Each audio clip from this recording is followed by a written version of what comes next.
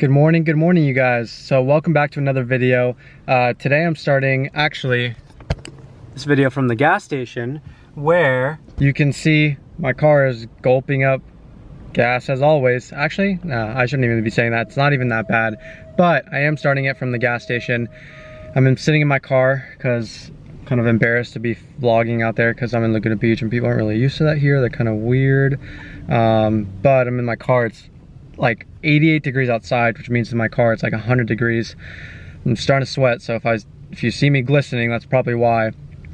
But yeah, I want to do a video today talking about my first service ever on this car since owning it. I've owned it for about a month now, and it was due for an oil change. Whew, it's getting hot. It's due for an oil change, and so I took it in the Chevrolet, and I was actually kind of surprised. So let's get some gas and I will tell you guys all about the experience, what I got done, how much it cost, and what I should be expecting for the maintenance on this car, being that it's supercharged. It's a V8, it's a ZL1 versus, you know, your standard SS Camaro or even a V6 RS. So I will talk to you guys soon. All right, so 63 bucks was the final cost on the gas. That's a full fill up. I was almost empty, so that's a full fill up on the ZL1 2018 Camaro.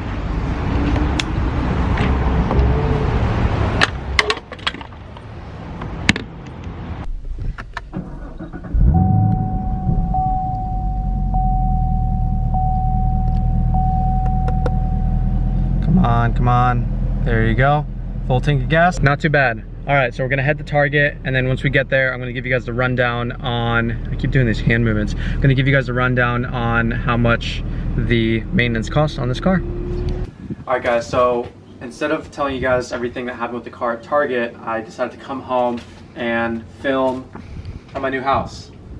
So I haven't really gotten the chance to show you guys what the new house looks like, who I'm living with, or any of those details, which I will do very soon in a separate video. But I have all the paperwork, which I'm sure you guys want to know about how much it cost to get it serviced, what they had to do, and a little issue I encountered when I took it to Chevrolet. So I'll start off. So I took the car to get serviced at Chevrolet, and I told them, you know what, just take care of everything. I want the car to be completely good because I'm about to drive 7 hours to LA, and I don't want anything to go wrong with the car, and I want just to know that it's not going to break down.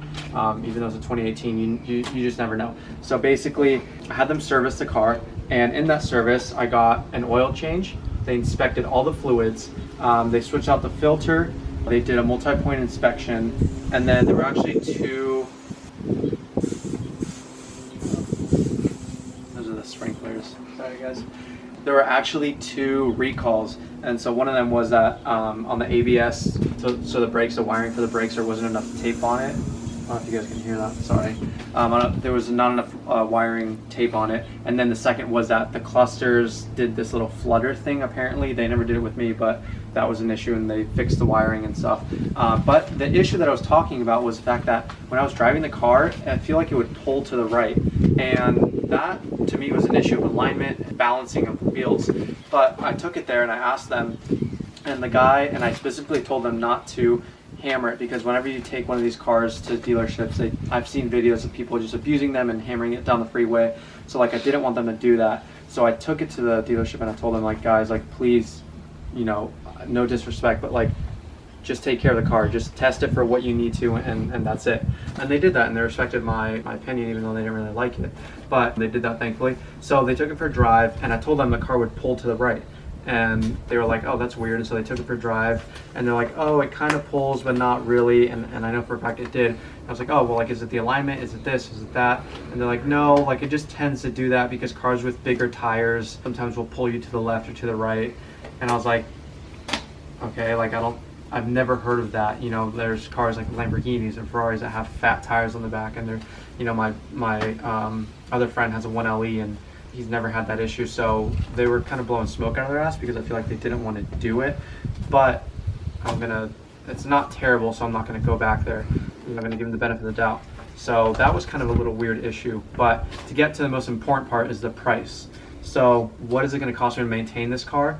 Luckily, it's a 2018, so that means I still have warranty, which means that if you go to the invoice price, one of these pages, that the total cost was $0, which, to my amazement, well, not to my amazement, I had warranty, but I just didn't know if it was going to cover everything. And they did a full service, they did everything, and they said I have bumper to bumper warranty, I have full things. So yeah, maintenance cost is $0, which is pretty awesome. So basically the only thing I'm paying for in the car right now is the gas, which isn't terrible, surprisingly, and the insurance, which is terrible. I'll do another video on that, but let's just say I'm paying a couple $100 just to be able to drive the car, just me, like no one else. I mean, I have no accidents, no record of anything, so yeah, it's pretty ridiculous. But anyways, guys, thank you for sticking around, and I'll make a few more videos explaining the rest of the details and showing you guys this house and introducing you guys to my roommates. So thank you so much, and I will see you guys next time.